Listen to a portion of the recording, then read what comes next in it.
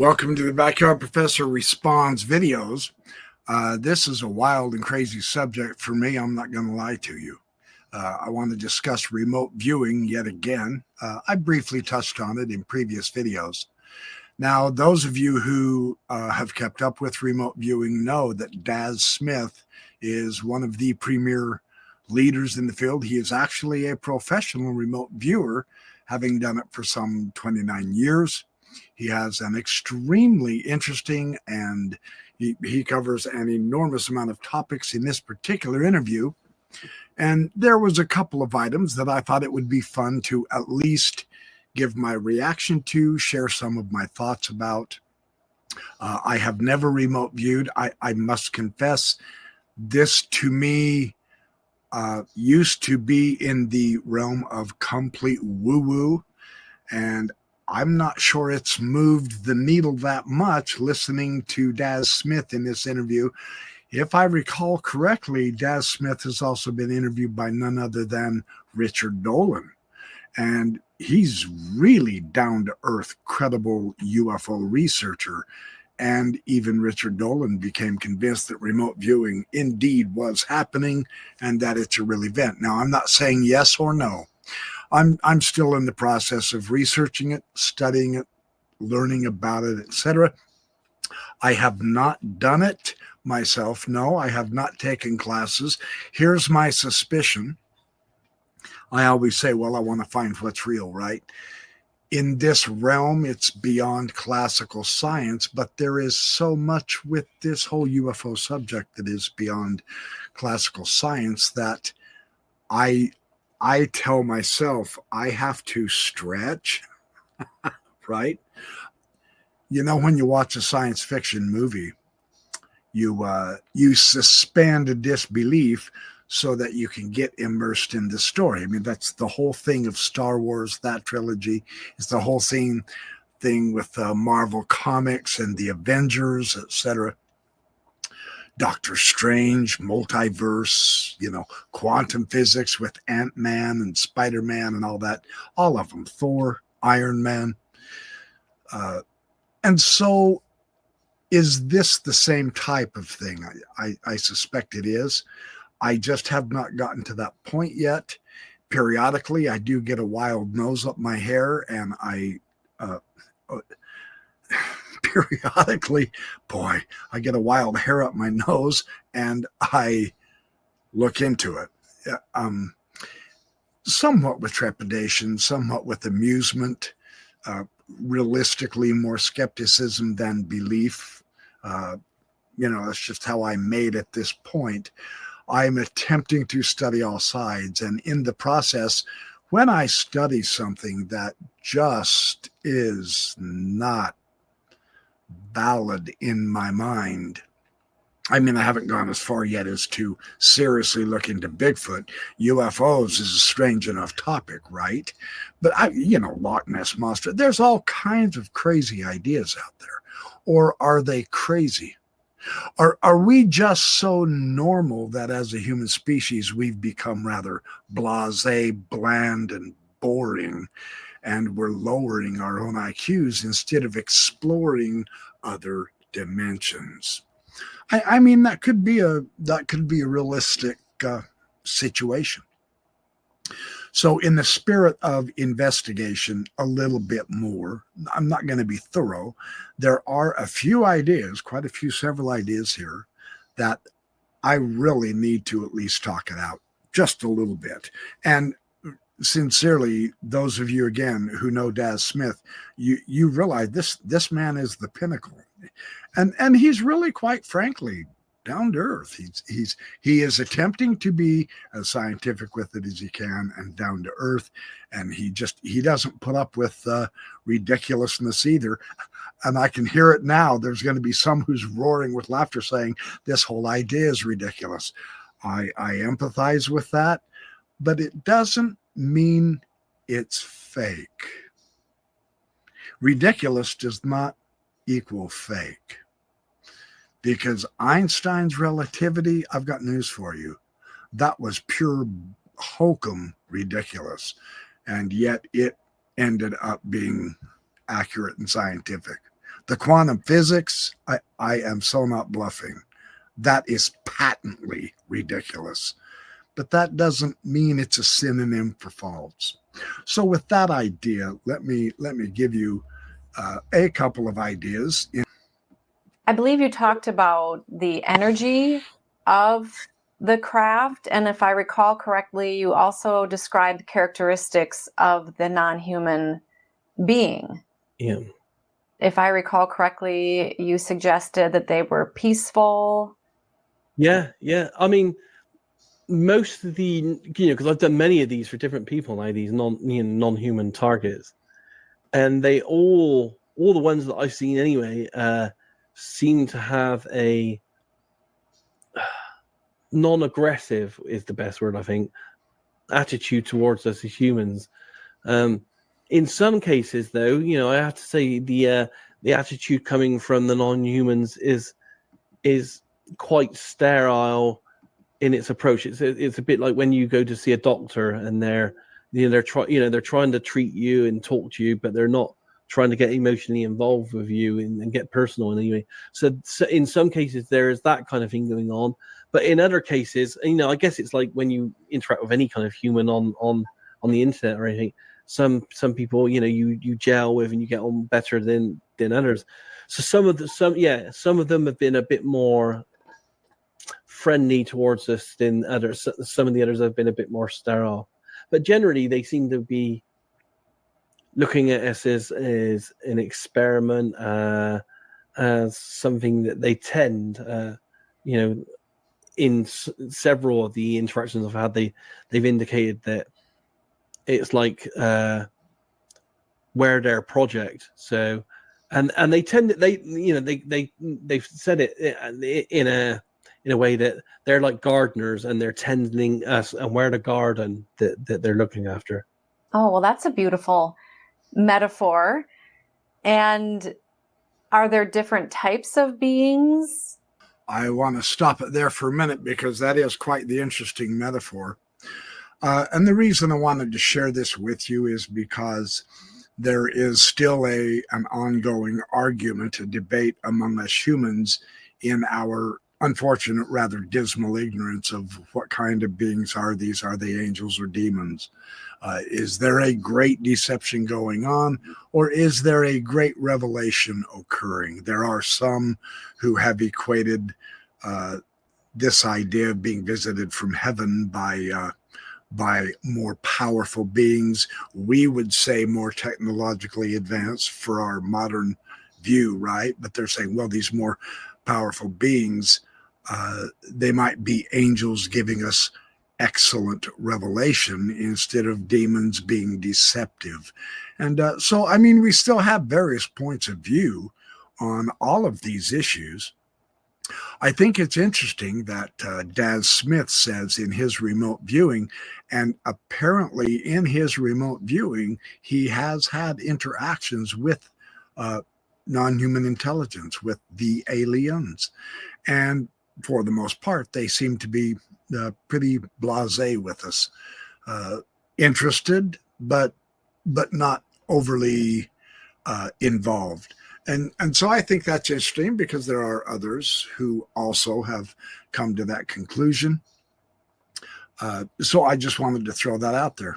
I have only managed to, so far, interact with what would be the typical grey-looking ones, the smaller 4 to 5 feet, skinny, fragile-looking, large-eyed type beings. I haven't so far encountered any within remote viewing. This is in remote viewing. I haven't encountered any different ones. In my classical training before I got into remote viewing, I encountered all kinds of very strange life forms, that are in the universe about and interacting with us. But within remote viewing on these cases, they've all been typical non-human gray type beings. And have you been able to ascertain where they're coming from or why they sometimes present themselves to certain people and not others? I have drawn like star maps, but I don't know how to equate them and validate the star maps. So I don't know on those. I've definitely followed several of them back to Mars and the Moon, and they have facilities on both those that they're using. You know, as I said, like forward operating kind of bases to then move them closer to Earth here. Yeah, I don't have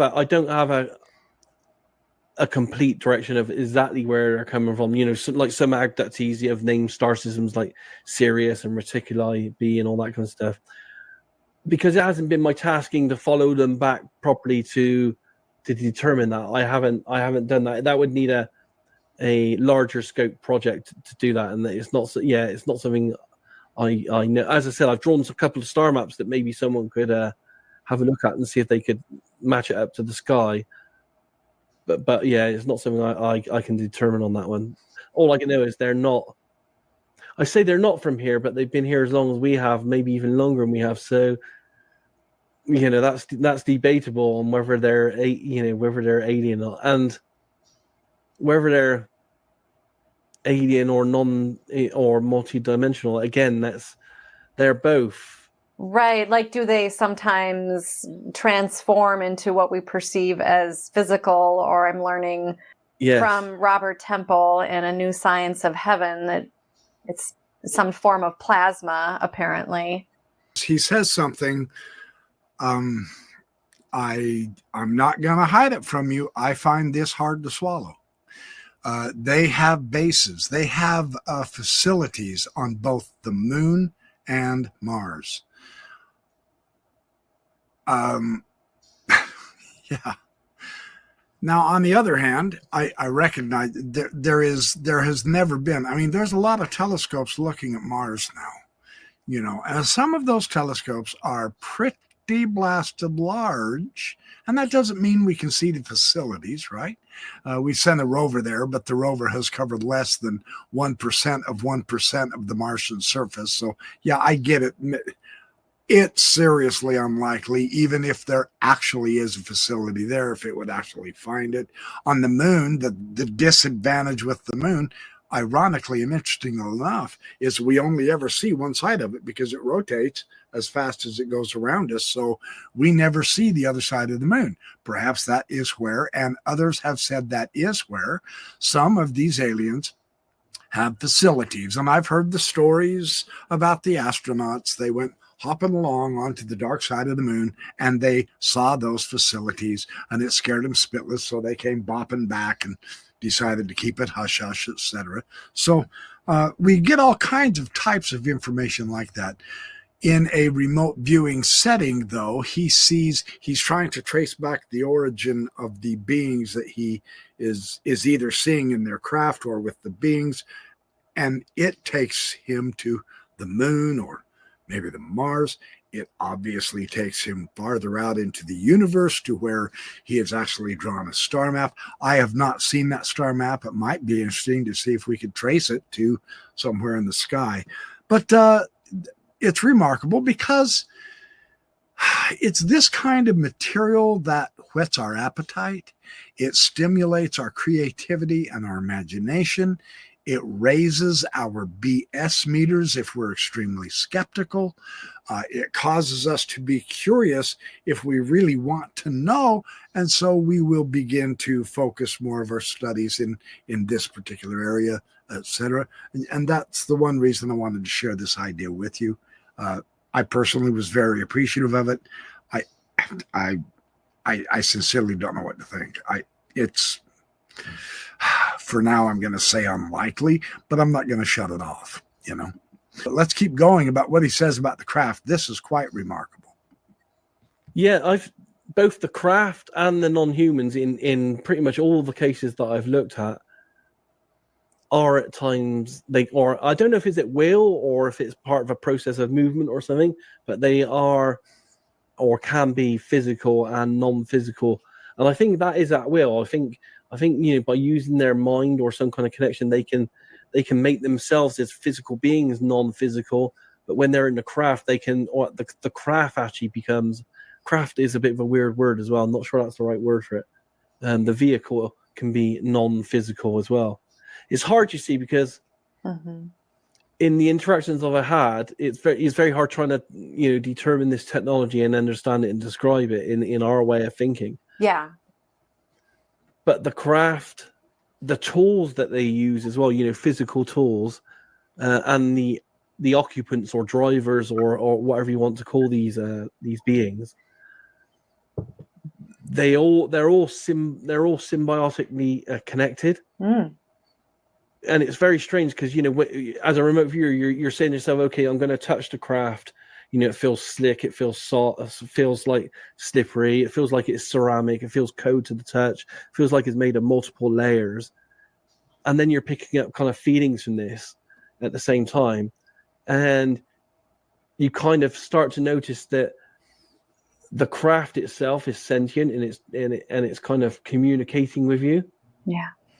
What we're doing with AI now, I don't know how into AI you are with ChatGPT and stuff like that. A little bit. What we're getting to now with how that kind of technology is starting to integrate with us, and we can ask it questions and answers and that kind of stuff. They have that, but 100,000 times more advanced. What's interesting is, like, at one point I touched the clothes, or I was feeling out the clothes that one of these non-humans was wearing, and I knew that it was like 2 microns thick and it was like silver and it felt like it was woven like chainmail. But when I was exploring, just looking at the clothes, I then realized that the clothes were also sentient as well. So the clothes were consciously talking to the being, and the clothes and the being were consciously talking to the craft. So everything within their world is working on a conscious, sentient AI type level. Even the most basic of their tools, and that kind. So it's like that everything that they have is like connected to this massive conscious internet. Now that's heavy. Yeah, this is quite remarkable. Who have I heard say this also? Someone else has said, maybe it was Jake Barber or perhaps Chris Bledsoe. I can't remember who, but someone else has also said that, no, I think it was Jake Barber, that the craft themselves are conscious. And this is how, and this is perhaps why, and again, this is all speculation at this point. We don't have a craft that we can publicly examine and test scientifically to share with the public so that we can learn it with the public. The secret state has it, and they're alone knowing about it, right? According to some theories. So that's maybe why there is no exhaust, there is no engine or motor as such. Bob Lazar talked about that in his experience in Area 51. You couldn't find a motor. It was all just one seamless saucer. There was no steering wheel. There was no guiding controls, etc.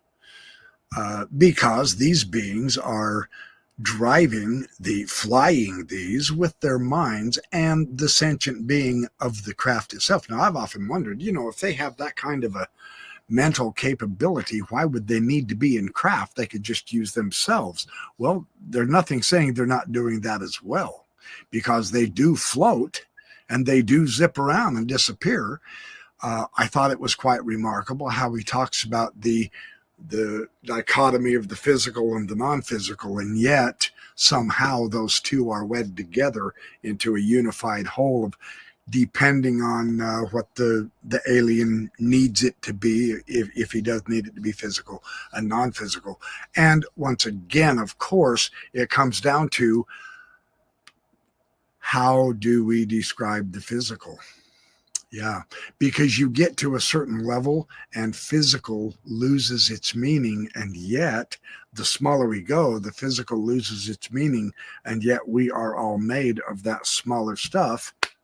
And we are, you pinch yourself and pull your hair.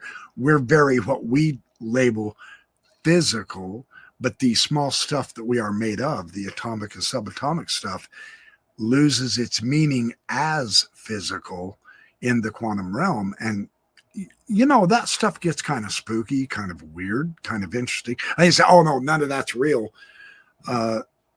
You can't go quite that far, because we've got the quantum physicists now who, I have a paper I wrote a couple of years ago. I promised I was going to read it on my podcast. I'll try to read it. Maybe tomorrow would be a good time before I get the Tedesco brothers on here Sunday night on this idea of what is real. It really is a fantastic question.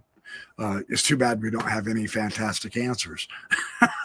Final answers. I should say final answers, because actually there are some very, very fantastic answers.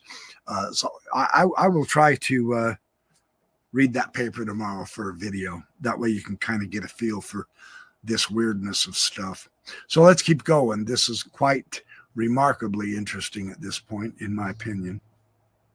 Massive conscious internet. Really remarkable because of what's it said, McDonald. What's his name? Hold on. And now, Donald Hoffman, not McDonald. Donald Hoffman. In fact, I've got his book, and I've watched several of his videos. Donald Hoffman, The Case Against Reality. And that's the gentleman, Donald Hoffman. And he talks about this theme of and again, you get into the mystics, you get into the woo-woo, the guru on top of the mountain all alone, waiting to distill his wisdom to the doughty climber up the mountain who decides he wants to know the truth. And then he finds out none of it's real. And the whole point is that there is a universal consciousness. And of course, classical science has labeled that as new age woo-woo, new age stupidity, etc. And they think that by labeling it, they'll get rid of it. And now along come these UFOs, and here it is all over again in an entirely new flowering and a new context. That is really shocking and quite interesting. Another gentleman, and I have not read this book all the way through yet, Federico Fagan, Irreducible: Consciousness, Life, Computers, and Human Nature. He is the one that invented the Intel processor in our computers. He is strictly one of the truly great genius scientists of all existence. And through his studies, he has come to the same conclusion Donald Hoffman has. The physical is not the basis of reality. Consciousness is. So, I mean, there's a lot of very interesting stuff going on. So that's quite weird it's very weird to experience. Many mystics and spiritual teachers and people who have had near-death experiences and so forth, spiritually transformative experiences, however you want to describe them, and people going, taking even psychedelics or going deep into meditation, even through dreams, talk about this interconnection that we're all a part of, and that everything really is sentient, but we're not always aware of it because we perceive ourselves to be in this physical world or this physical plane. Yeah, I guess for us at this stage of development, and bear in mind, because I do this 3 to 5 times a week as well. If I had that kind of connection 24 hours a day, every day, I probably think, I don't think we're probably capable of that amount of sensory overload right now. Right. We would just melt into the walls and have a hard time discerning what is ours and something else. And maybe we're meant to have, some people refer to it as the veil. We're meant to have more of an understanding of what we perceive as ourselves. But however, with the lovely, amazing topic we're talking about today that you're demonstrating beautifully, is that it sounds like remote viewing really demonstrates that interconnection, or how, you talk about it being a force that you're connecting to. Yeah, absolutely. It's quite shocking to think of remote viewing, really, because, I've done years of research on this, and there are no limitations to it. It literally can go anywhere in time and space. Some of the, one of the projects I did for some medical scientists was trying to describe a bacteriophage, which is a tiny little, microscopic organism. And we did that very easily. And we did it to such, I drew it to such a great degree that the scientists that saw the remote viewing data actually thought it was drawings from someone looking at the phage through a microscope. Wow. So we can go in so far into the tiniest things, into the far reaches of the universe. It's amazing to think that all information out there is available to everyone, and it's not just me. Being a trained remote viewer, everyone on the planet to one level or another, undeveloped or not, has access to untold reams of information on pretty much everything. We just all have to quiet our lives and learn to listen to the internal, because that's all remote viewing is I literally just spent 29 years training myself to listen to the little things within here as they kind of bubble up through my physical body. And there's the key. So in the process of listening to how others experience it, in their descriptions of what it is, in the ideas and explanations of what it can provide for you information-wise, visually, etc., different senses of modality that you acquire through the remote viewing, it sounds very similar to what the mystics call and now I will say there are some modern-day scientists as well. Irvin Laszlo has described in great detail the idea of the Akashic record, a record where everything that has ever happened, everything that's ever been said, everything that's ever been learned, etc., is etched into the very fabric of the universe, the universal consciousness. And if you can tap into that, then you can learn way, way faster, in much more depth, in much more comprehensiveness, etc. And, rather than doing the slow way like I've done my whole life through books, had I tried to train myself and become more mystical instead of so classical science materialist, I could have been light years ahead in my knowledge and understanding of fundamental reality or truth or whatever you want to call it. And yet, it's never too late to train ourselves to hush and listen. The silence, whisper and sound of silence. That song is deeply profound. So it's remarkably interesting how I have such trepidation to pursue this. Not because, all right, hold on, let's be really honest. Yeah, I suspect I fear it. I suspect I do fear it somewhat. I mean, what am I going to run into? And of course, if you learn something in any other way than what a religion says is capable, they're going to call it deception. We get that. If you, excuse me, if you learn it in any other way than through the scientific method, then they call that just fake. They call it false. And yeah, excuse me, and yeah, we get that too. So the scientists want there to only be one way to truth and knowledge, theirs. The religious folks want there to be only one way to truth and knowledge, theirs. And so there are gatekeepers in all camps. This, to be quite frank, is different than something I ever would have entertained, even trying just a few years ago. I'm not against it. I'm just not going to enthusiastically pursue it just yet. I confess I'm a bit of a materialist. I like looking through the telescope. I like looking through my binoculars, etc. I'm probably not mature enough, or maybe even psychologically prepared enough. And this was the whole principle that got me started on this UFO subject in the first place, is, are we psychologically prepared for what these beings can bring to the table? I don't think we are. And that's not to impugn judgment on us. It's not to downgrade us or denigrate us as a species. We just may not be capable of it. And yet there are some like Daz Smith, and he works with a professional group of professional remote viewers. So there are some who've trained themselves. So if them, why not us? See, who knows?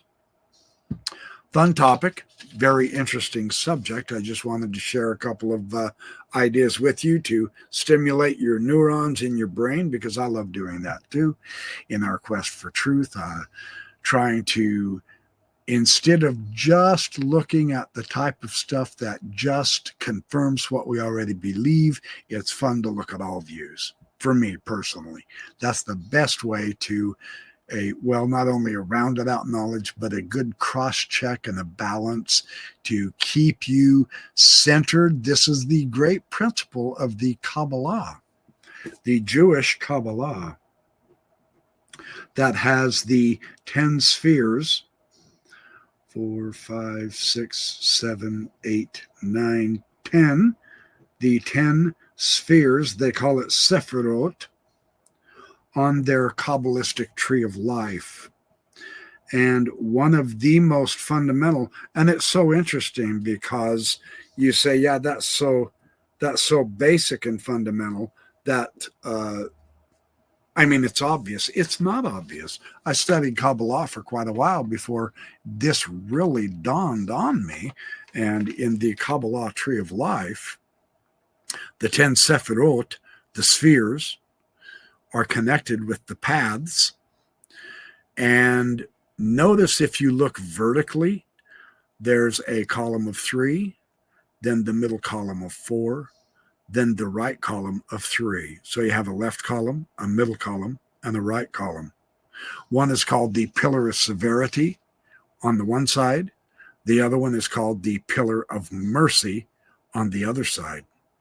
They teach that if you get too lopsided on either the side of mercy or of justice, that you're going to mess up really big. And the ideal is to have a balance in the center column. And that is quite a teaching. Now, that teaching goes way back. That's ancient mystic teaching, and it's very similar to the Chinese yin and yang. Just quick little sketches. The circle, actually one's light and one's dark. They usually color it either black or deep dark blue. One is light, one is dark. The interaction, the interplay with light and dark. But the theme is, notice how the two are balanced. One does not get rid of the other. One balances the other to give a supreme basis for peace, or a supreme basis for balance. The word balance is a really important one in the ancient mystic traditions, right? So that's the theme there. And so that's my point of studying all of the various types of spiritualities, of sciences, even of what we have labeled woo-woo, with the theme that perhaps our labels might be premature. What we label science may not be accurate enough, because it is not all inclusive. Science actually takes stuff off the table before it investigates anything, and therefore it can't by default be a complete analysis of truth. It will take away the subjective. It wants to be objective. It takes away the subjective and only applies the objective. But that in and of itself is an imbalance, because you're using your subjectivity to only focus on objectivity. And therefore, you're missing the boat. You're either on one side of the pillar or the other, and you're missing the balance. True understanding comes when you mix the two into a central pillar. And when you ponder that, it gets deep. So anyway, I don't want to get too deep into that, but thank you for watching my Backyard Professor videos. I have fun doing these. Hit the like, subscribe, and share them with people who you think could benefit and would benefit. And I plan on doing thousands more. I am going to go out and stargaze tonight, which I'm very excited to do. I acknowledge and I recognize and I will admit and say yes to a few comments who say, what are you doing just worrying about only doing this at night? You can do it in the day too. Good point made. I will seek to try to do that a little bit more. For now, I'm doing it at night because of my Sea-Star telescope and the fact that I have the night vision binoculars. And so it's much easier for me to see the bright lights. I will, if cloudy days doesn't stop it, then I need to recognize that, and I do. And I need to perhaps, if I have time and when I have time, get out during the day, which I will. So thank you for your suggestions. I always appreciate the comments. I do try to read them all. I apologize. I'm not trying to offend anybody if I don't respond to them all. But I do read them all, and I do appreciate it. So thank you so much for being on this journey with me. I will catch up to you. Realistically, I'm going to try to capture the Flame Nebula tonight and the Casper the Friendly Ghost Nebula tonight. Both of them in the constellation of Orion, one of my all-time favorites. But I want it to be good, so I may be out really, really late. In fact, I might be out till tomorrow morning early. And so I probably won't get it posted until sometime tomorrow. So, I'm not going to come back here and try to post it at 2 o'clock in the morning, right? But you never know. It depends on how I'm feeling. I'm going to go grab me a chug-a-lug of Coca-Cola so I wake up, and not Coca-Cola, Diet Pepsi. That's what I like. So anyway, thank you again. Appreciate all of you. I'll talk to you soon.